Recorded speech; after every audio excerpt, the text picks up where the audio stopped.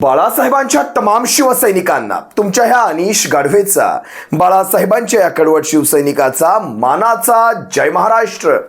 शिवसैनिकांनो, अजूनही शिवसेना एक वादळ आपल्या हक्काच्या या माध्यमाला सबस्क्राइब करायचं राहून गेलं असेल, अजूनही सबस्क्राइब केलं नसाल तर तुम्हा सर्व शिवसैनिकांना पुन्हा एकदा कळकळीची विनंती करतो। आता ताबडतोब शिवसेना एक वादळ आपण सर्वांनी लाखोंच्या संख्येने सबस्क्राइब ठेवा। उभ्या महाराष्ट्राच्या कानाकोपऱ्यात तुमच्या माझ्या शिवसेनेच्या ज्वलंत विचारांना पोहोचवणाऱ्या या माध्यमाला आपण सर्वांनी मिळून मोठं करा ही नम्र विनंती करतो। 5 जुलै 2025 वरळीच्या डोम मध्ये मराठी ऐक्याचा जणू काही तो सणच साजरा होत होता। दोन भाऊ एकत्र येत होते आणि उभा महाराष्ट्र हा दिवस सणासारखा साजरा करत होता। अगदी प्रत्येक ठिकाणी, अगदी तुम्ही रिक्षांमध्ये पहा, बसमध्ये पहा, पोलीस स्टेशनमध्ये पहा, मीडिया रूममध्ये पहा, जिकडे असतील तिकडे सारे जण मोबाईलवर, टीव्हीवर तो सारा सण औत्सुक्याने पाहत होते। कित्येकांच्या डोळ्यातनं त्या दिवशी आसवं गळत होती। तिथे आनंद नाचून साजरा केला जात होता। मराठी माणसाच्या त्या ऐक्याने तो वरळीचा डोम फुलून, खरं तर याला सगळ्यात चांगले साक्षीदार आहेत ते मुंबईचे पोलीस। ते सर्वजण पाहत होते आणि कुतूहलाने पाहत होते की काय घडणार आहे भविष्यामध्ये। हे अशीच एकी भविष्यामध्ये या मराठी माणसांमध्ये कायम राहिली तर मात्र इतरांचं, येऱ्या गबाळ्यांचं या महाराष्ट्रामध्ये काम नाही। आणि हे त्यांनी त्याच दिवशी म्हणजे समजून चुकले होते। अगदी शिंदे टोळी असेल, अजित पवार गट असेल किंवा ही कमळी असेल। मला त्या दिवशी वारंवार अण्णाभाऊ साठेंचं ते वाक्य, त्यांचं ते कडवं आठवणीत यायचं। माझी मैना गावावर राहिली, माझ्या जीवाची होती या कायली। म्हणजे उठला मराठी देश, आला मैदानी त्वेष, गोळी डमडमची छातीवर सायली आणि माझ्या जीवाची होती या कायली। गोळी डमडमची छातीवर सायली आणि माझ्या जीवाची होती या कायली। त्यातला उठला मराठी देश, आला मैदानी त्वेष, ही जी वाक्य आहेत ना अतिशय महत्वाची आहेत आणि याचे पडघम अजूनही उमटत आहेत बरं का। काल ज्यावेळेस शिवसेनेच्या पक्षप्रमुखांच्या वाढदिवसानिमित्त सन्माननीय राजसाहेब ठाकरे मातोश्रीपर्यंत आले, कित्येक वर्षांनंतर बघायला गेलं तर इथे काही त्यांना कुठलंही कंपल्शन नव्हतं, लक्षात घ्या शिवसैनिकांनो। तरी सुद्धा ते मातोश्रीपर्यंत आले, आपल्या भावाच्या, आपल्या दादूच्या भेटीसाठी आले। अरविंद सावंत अगदी योग्य म्हणाले, राजसाहेब दादूच्या भेटीसाठी आले आणि येण्याच्या पूर्वी त्यांनी जे ट्विट केलं होतं त्याचे पडघम आज देखील उमटत आहेत। आज देखील माझे मोठे बंधू शिवसेना पक्षप्रमुख सन्माननीय उद्धव साहेब ठाकरे यांचा वाढदिवस आणि त्या वाढदिवसानिमित्तच्या त्यांच्या शुभेच्छा। तो पक्षप्रमुख हा शब्द लक्षात घ्या, शिवसेना पक्षप्रमुख। म्हणजे बघायला गेलं तर शेंबड्या पोराला सुद्धा तुम्ही आज विचाराल, किरण मानेंची ती चांगली कविता होती, शेंबड्या पोराला सुद्धा तुम्ही विचाराल शिवसेना कुणाची, तोही सांगेल ती ठाकरेंची, उद्धव बाळासाहेब ठाकरेंची। मग आज जाणीवपूर्वक या कोर्ट कचेऱ्यांमध्ये शिवसेनेला गुंतवून, जाणीवपूर्वक या कायद्या कलमांमध्ये शिवसेनेला गुंतवून हे खोटं नाटक, हे जे विश्व एक मृगजळ तयार करण्याचं कारस्थान तयार झालं, याला सन्माननीय राजसाहेबांनी तेव्हाही कधी दुजोरा दिला नव्हता आणि आजही ते दुजोरा देत नाहीत।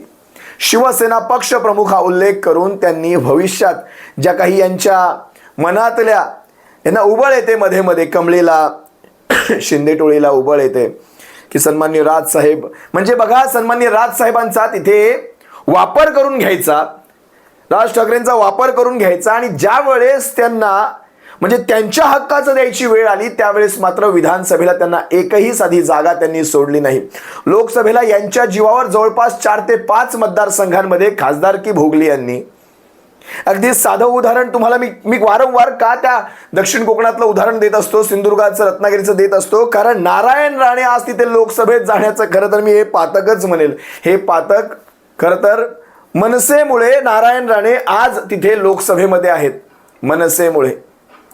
आणि त्याच मनसेला त्यांचे सुपुत्र नितेश राणे म्हणतात, काय ताकद आहे यांची, एकाकडे शून्य। मला वाटतं नारायण राणे स्वतःच म्हणाले, ही असते कृतज्ञता। आता याला कृतज्ञता म्हणायचं, कृतज्ञता म्हणायचं हे तुम्हीच ठरवायचं। एकाकडे 0, एकाकडे 20, त्याच शून्याच्या जीवावर नारायण राणे, त्याच शून्याच्या जीवावर ते दिल्लीचं कुंकू तुमच्या कपाळी लागले, लक्षात घ्या। तो विजयी गुलाल त्याच शून्याच्या जीवावर, आणि तो कोणी डमी उभा केला होता ना, विनायक राऊत नावाचा एक डमी उभा केला होता, त्याच्या जीवावर आहे तुम्हाला ते। नाहीतर विनायक राऊतांनी तुम्हाला घाम फोडला होता शिवसेनेच्या त्या वाघाने, लक्षात घ्या। असो, पण आज मला इथे पुन्हा उल्लेख करायचा आहे यांच्या सगळ्या युतीच्या आघाड्यांच्या सगळ्यावर अशी काडी मारून टाकली शिवसेना पक्षप्रमुख हा उल्लेख करून. विशेषतः एकनाथ शिंदेच्या गटावर आता काय केलं हे मी सांगणार नाही, जाऊ द्या. मला इथे 2 प्रतिक्रिया तुम्हाला दाखवायच्या. त्या 2 पैकी पहिली ही माझी महत्वाची प्रतिक्रिया आणि विशेषतः या व्यक्तीबद्दल मी आजवर फारसं बोललो नाही, पण तरी सुद्धा मला आज या व्यक्तीबद्दल बोलायचे. मनसेतल्या काही विशिष्ट नेत्यांबद्दलच माझी मतं चांगली आहेत खरं पाहायला गेलं तर. ठीक आहे, भविष्यामध्ये ज्यावेळेस जवळून संबंध येतील त्यावेळेस मात्र या संबंधांमध्ये सुधारणा होईल. हळूहळू बघा, आता आपण मन एकत्र करायला चाललेलो आहोत. बऱ्याच गोष्टी घडलेल्या आहेत मधल्या काळात, बऱ्याच गोष्टी घडून पुला घालून बरंच पाणी सुद्धा निघून गेलेलं आहे. पण आता ज्यावेळेस दिलसे येणार आणि मराठी माणसाच्या हितासाठी ज्यावेळेस आपण 2 पक्ष एकत्र येतोय त्यावेळेस आपल्या मनातले काही राग, लोभ, मोह, माया, मत्सर सगळं बाजूला ठेवायचं, सगळं. पण तरी सुद्धा एक नेता, मनसेचा एक नेता, ज्या नेत्याबद्दल, आणि हा एकमेव, म्हणजे याला एकमेव, याला द्वितीय सुद्धा नाही, हा एक नेता, ह्या नेत्याविषयी माझ्या मनामध्ये एक वेगळं ममत्व आहे, कायम राहिलेलं आहे. आणि त्यांचं नाव आहे खरं तर सन्मान्य राजू पाटील साहेब, कल्याणचे माजी आमदार म्हणता येईल त्यांना, ग्रामीणचे. खरं तर ते महाराष्ट्राच्या विधानसभेत पुन्हा असायला हवे होते. हा जो गेलेला आहे या शिंदे टोळीतर्फे, कोण ओळखतं यांना? बाजूने गेलं तरी कळणार नाही, पण कशा प्रकारे ही माणसं आमदार म्हणून निवडून येतात मला खरं तर नवल वाटतं. किती तो मशीन तोड.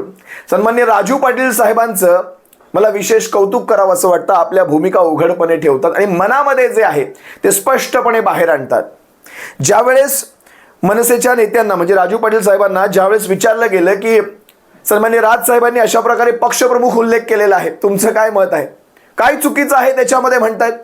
सन्मान्य राजू पाटील साहेब काय चुकीचं म्हणतात, काय चुकीचं आहे त्याच्यामध्ये? शेंबडं पोर सांगेल, महाराष्ट्रातला प्रत्येक मराठी माणूस सांगेल, हे त्यांचे बोल आहेत बरं का. महाराष्ट्रातला प्रत्येक मराठी माणूस सांगेल शिवसेना कुणाची? शिवसेना ही ठाकरेंचीच, उद्धव बाळासाहेब ठाकरेंचीच. बाकीच्यांचे काय म्हणाले ते? उद्धव ठाकरे यांचीच शिवसेना, पक्षप्रमुख तेच, बाकीचे गट आहेत. मी लिहून घेतली त्यांची, मी तुम्हाला तो व्हिडिओ सुद्धा दाखवेल. मराठी माणसाला माहिती आहे हा पक्ष कुणाचा आहे आणि कोणी चोरला आहे हेही सगळ्यांना माहिती आहे. हे ज्यावेळेस बोल त्यांच्या तोंडून निघाले, माझ्या मनात त्यांच्याविषयी अगोदरपासून असलेला तो आदर आणखी वाढला, लखपटीने वाढला. जरा काय म्हणाले राजू साहेब जरा पहा. तर उद्धव ठाकरे शिवसेना पक्षप्रमुख, बाकीचे सगळे गट. राज ठाकरेंच्या पोस्टवरती राजू पाटलांनी ही प्रतिक्रिया दिली आहे. शिवसेना पक्ष कुणाचा आणि कुणी चोरला हे मराठी माणसाला माहिती आहे, असं देखील राजू पाटील यांनी म्हटलं. शिवसेना पक्षप्रमुख तेच आहेत ना, अजून कोण आहेत? अजून गट आहेत बाकीचे, आणि त्या अनुषंगाने त्यांनी केलेलं आहे. मान्य राजसाहेबांपेक्षा अजूनही भावना कोण जास्त बोलून दाखवणार आहे की तो पक्ष कोणाचा आहे? त्यामुळे त्यांनी मला वाटतं बरोबर पोस्ट केलेली. न्यायालयीन प्रक्रिया चालू त्या हिशोबाने असेल, परंतु पक्ष कोणाचा आहे मराठी माणसालाही माहिती आहे, आणि कोणी चोरलेलं आहे ते मराठी माणसाला माहिती आहे. जी राजसाहेबांची भावना होती तीच आमची आहे की मान्य उद्धवजी ठाकरे शिवसेना पक्षप्रमुख यांचा वाढदिवस. राजू पाटलांचा हा व्हिडिओ पाहिल्यानंतर त्यांच्याविषयी एकच गाणं सुचतं, आणि त्यांचं हे गाणं उभ्या महाराष्ट्राला चांगलंच माहिती आहे. एकच वादा आमचा राजू दादा, एकच वादा आमचा राजू दादा. आता बरं, हे व्यक्तिमत्व जसं बाहेरून दिसतं ना, म्हणजे असं पहिलवानासारखं व्यक्तिमत्व दिसतं, हे आतून तितकंच निर्मळ आहे आणि कोमल मनाचं आहे. मी स्पष्टपणे सांगतो, आणि मला अभिमान वाटतो, अशा नेत्यांचा मला अभिमान वाटतो. म्हणजे भले ते मनसेचे नेते असतील, पण आपण सुद्धा काही त्याच्यामध्ये भेदाभेद करत नाही. ज्यावेळेस नेता हा चांगला, त्याचं मन चांगलं, त्याचे विचार चांगले, त्याचा आचार विचार चांगले, आणि इतर पक्षांच्या नेत्यांविषयी ज्यावेळेस आपण एक महत्वाची भावना ठेवतो, किंवा जरी भले चला आता शिवसेनेच्या पक्षप्रमुखांविषयी त्यांचं हे चांगलं मत आहे म्हणून मी म्हणतो असं अजिबात नाही, पण ज्या वेळेस आपण राजकारणात असताना आपण काही गोष्टी बोलतो, ते बोलताना त्या बोलण्याची पातळी, ते शब्द, त्याची धार, या सगळ्यांवर त्या माणसाचं महत्व ठरत असतं. लक्षात घ्या, आपण कुठले शब्द वापरतो, आणि राजू पाटलांविषयी मला खरंच या सगळ्या बाबतीत विशेष महत्व आहे. मला वाटतं मनसेच्या, मला एक माझा प्रसंग सांगतो. मनसेच्या आणि शिवसेनेच्या त्या मेळाव्याबाबत, म्हणजे वरळीच्या मेळाव्याबाबत ज्यावेळेस मी एक व्हिडिओ पोस्ट केला होता एक्स अकाउंटवर माझ्या, आणि मी वंदनीय बाळासाहेबांशी ज्यावेळेस सन्माननीय राजसाहेब, उद्धव साहेब एकत्र होते, मी बाळासाहेबांशी संवाद साधत होतो. तुम्ही तो व्हिडिओ पाहिला नसेल तर तुम्हाला मी तो व्हिडिओ एकदा पुन्हा दाखवेल. ज्यावेळेस मी तो संवाद साधत होतो तो व्हिडिओ मी एक्स अकाउंटवर पोस्ट केला आणि मनसेच्या आपल्या राजू साहेबांनी त्याला मस्तपैकी एक लाईक ठोकलं होतं. हे असतं म्हणजे आपण किती सगळ्या गोष्टी पाहतो आपण, म्हणजे सोशल मीडिया असेल, आपण म्हणतो या सगळ्या गोष्टी पाहिल्या गेल्या पाहिजेत, पण या नेत्यांकडनं बारीक गोष्टी पाहिल्या जातात. जनमानसात काय चालू आहे या सगळ्या गोष्टी बारीक पाहिल्या जातात. राजू पाटील साहेब, तुम्ही हा व्हिडिओ पाहत असाल तर तुम्हाला त्या लाईकसाठी मी इथून एक मानाचा जय महाराष्ट्र करतो आणि मगाशी शिवसेनेच्या पक्षप्रमुखांबद्दल आपण ज्या भावना व्यक्त केल्या त्याबद्दल तुम्हाला एक मानाचा जय महाराष्ट्र करतो. मगाशी मी तुम्हाला ज्या व्हिडिओचा उल्लेख केला बाळासाहेबांच्या संवादाचा, एक छोटीशी झलक दाखवतो तुम्हाला. बाळासाहेब ठाकरे पुढे घेऊन जाणारे आजचे आपले निमंत्रक 2 ठाकरे बंधू म्हणजे अर्थातच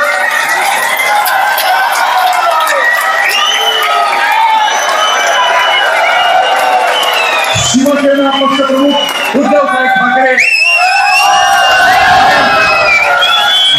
महाराष्ट्र नवनिर्माण सेनेचे अध्यक्ष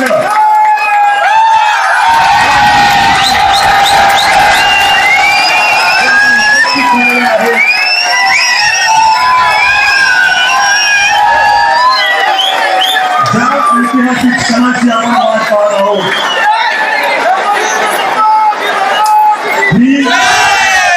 बाळासाहेब एकत्र झाले. दोन्ही नेत्यांना विनंती करतो त्यांनी या मंचावर यावं.